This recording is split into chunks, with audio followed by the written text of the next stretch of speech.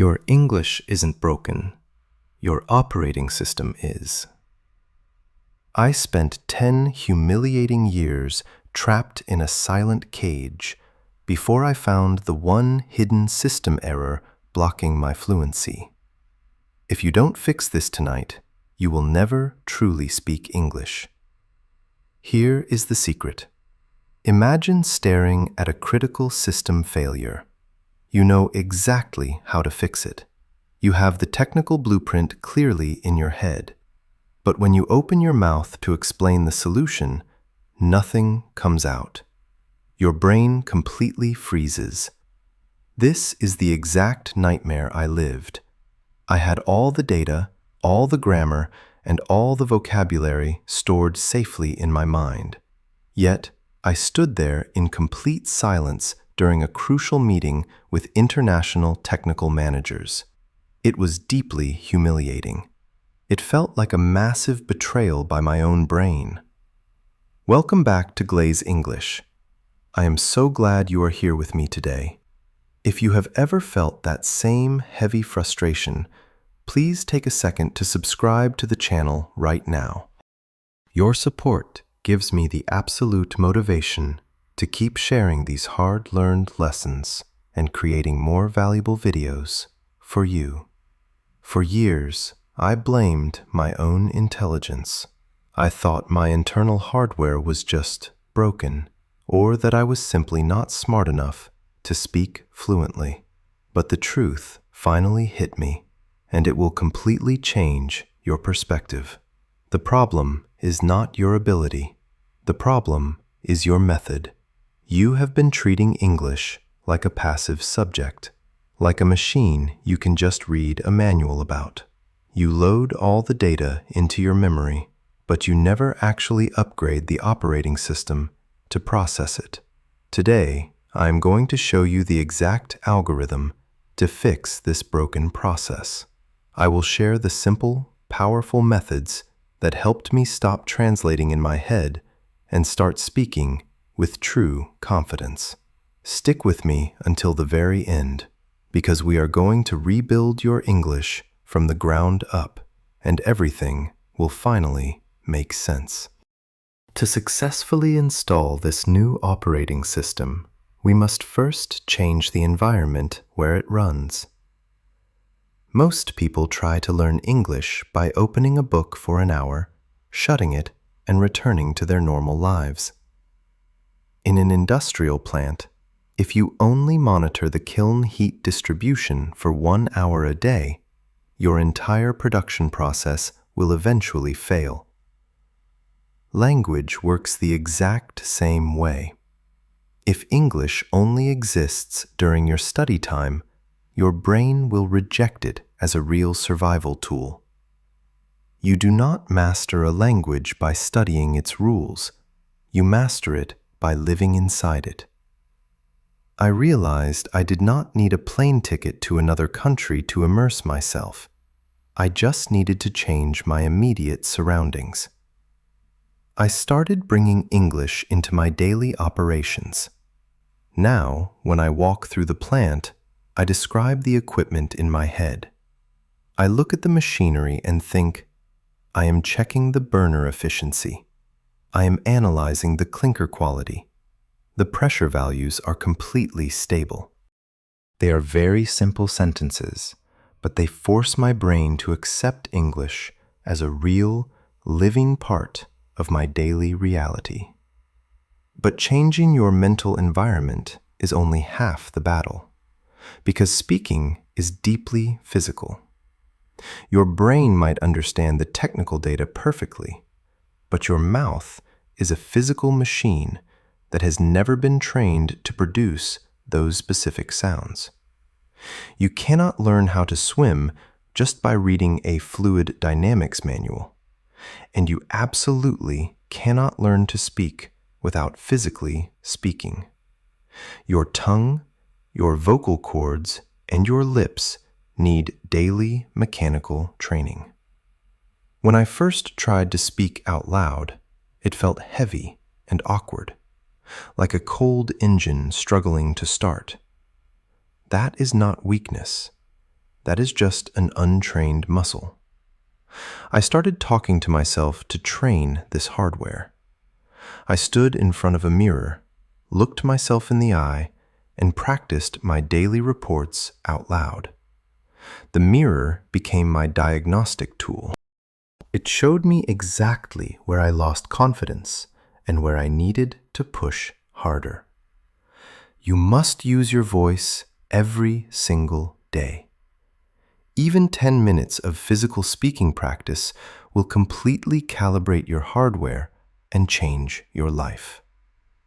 Once your physical hardware is calibrated, the real magic happens when you optimize your internal processing unit to eliminate the lag between thought and speech.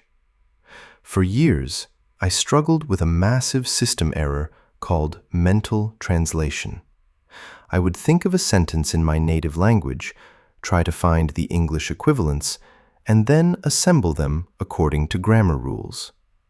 This process is like trying to run high-level software on an ancient computer. It takes way too much energy and causes a total freeze. If you want to speak fluently, you must stop translating and start thinking directly in English. This was the turning point for me. I began by narrating my life in the simplest terms, bypassing my native tongue entirely. I would look at a chair and just think the word chair, rather than thinking of the Vietnamese word first. I started asking myself small questions throughout the day. What is the goal for this hour? How does this burner look? By answering immediately in English, I forced my brain to build a direct bridge between my eyes and my voice. To strengthen this connection, I had to stop feeding my brain isolated, scattered data points. Most learners try to memorize long lists of individual words, which is as inefficient as trying to build a complex kiln using only loose screws. Instead, I shifted my focus to information clusters, or phrases. A phrase like, "I'll get back to you," or "let's take a look," is a ready-made component. When you learn these blocks, your brain doesn't have to calculate grammar. It just deploys the entire unit at once. This drastically reduces the processing load and makes your speech feel incredibly smooth. I combined this with a technique called shadowing, which is like fine-tuning a radio frequency. I would listen to a natural English speaker, pay close attention to the rhythm and tone, and then copy them exactly. I wasn't just repeating words, I was mimicking the emotion and the flow. I wanted to feel how the words connected, where the pauses were, and how the voice moved. This wasn't about being a student, it was about being an apprentice to the sound.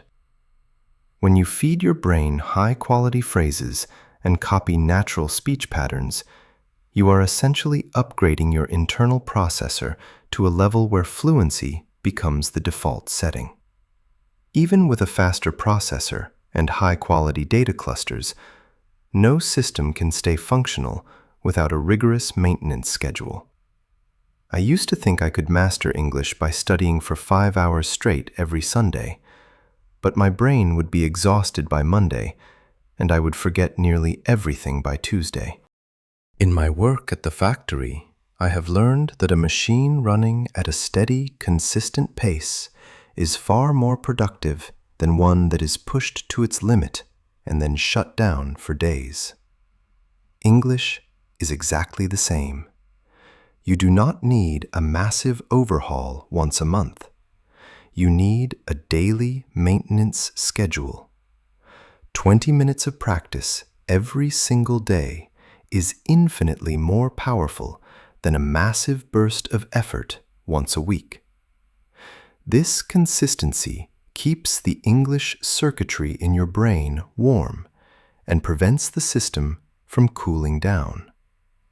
When you practice daily, you are telling your mind that this language is a permanent priority, not a temporary project. Of course, as you keep the system running, you will inevitably encounter errors, and this is where most people quit. They fear making a mistake as if it were a total system crash. But as an engineer, I have learned to see a mistake as a valuable feedback loop. When a sensor gives a wrong reading in the plant, we do not throw the machine away. We use that data to find the root cause and recalibrate the system. Your mistakes are not failures of your character or intelligence.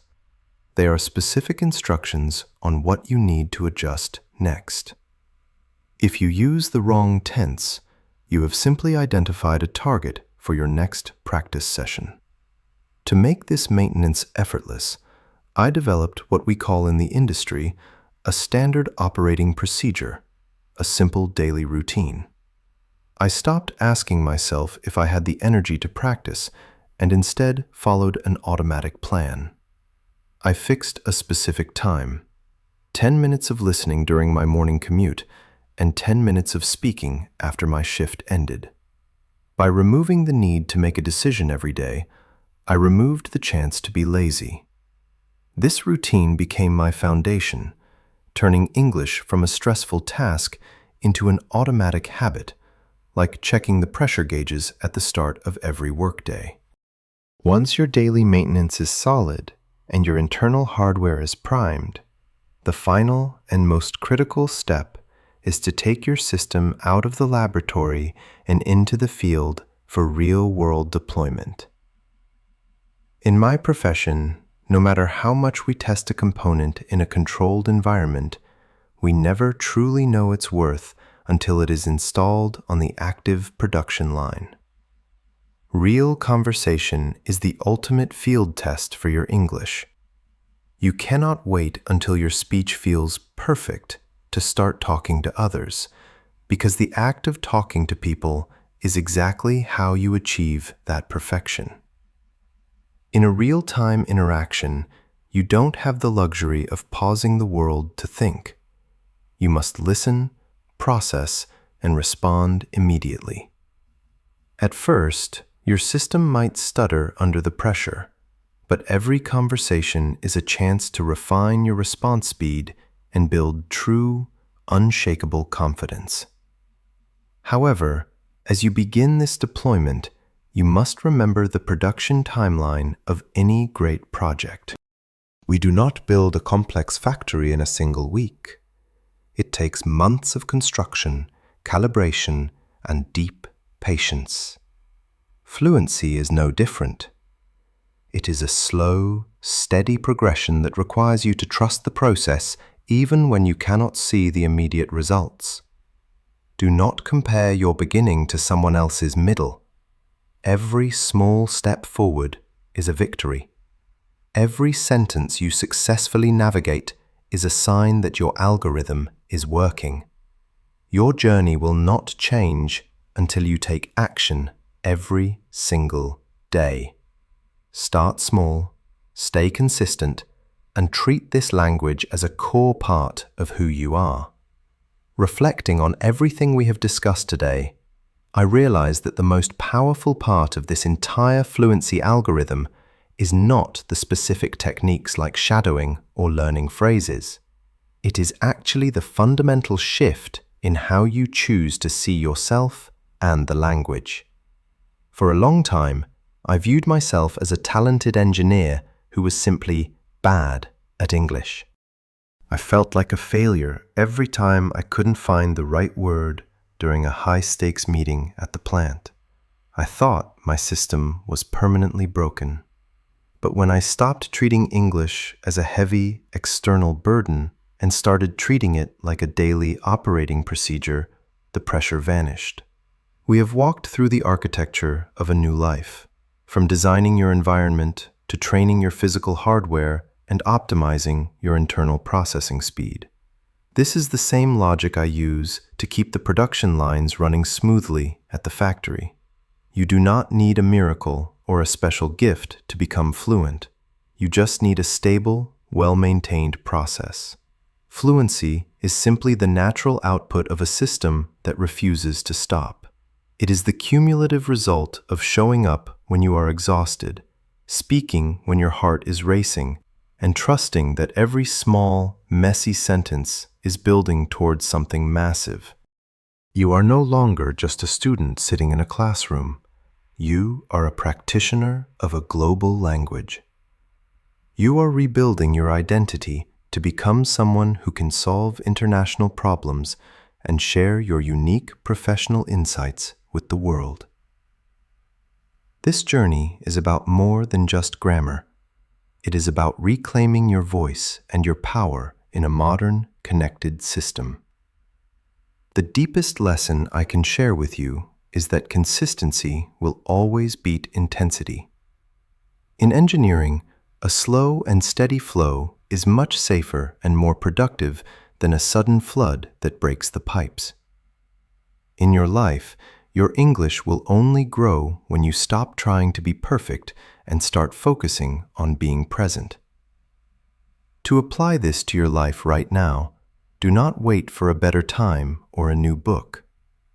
Pick just one small action, perhaps narrating your next meal or shadowing a 3-minute audio clip, and do it the moment this video ends. Execution is the only way to move from theory to reality. I would love to hear your perspective on this journey. What is the one biggest challenge that has been holding you back from speaking English confidently? Please share your answer in the comments below so we can all learn from each other and build a stronger community together. If this video gave you a new way to look at your learning, please subscribe to Glaze English to support our mission. Your subscription gives me the energy to keep creating these deep dive videos for you. Keep moving forward, stay consistent, and I will see you in the next update.